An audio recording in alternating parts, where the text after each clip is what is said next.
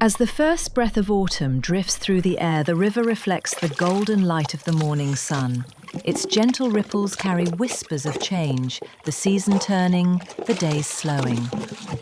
From the cool depths, a bigger fish is lifted, its silver scales catching the light, a gift from the river, fresh and full of life.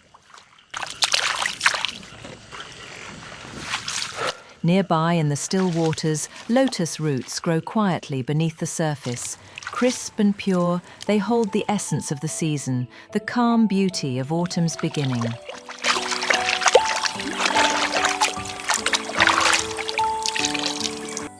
Back in the warmth of the kitchen, the fish meets the tender lotus root in a simmering pot.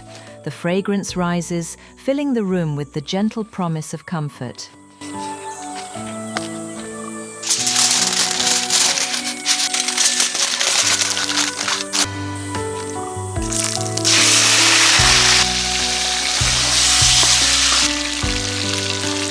Here, at the edge of summer and the start of autumn, we taste the river, the soil, and the season itself, a rustic charm, served warm and shared slowly.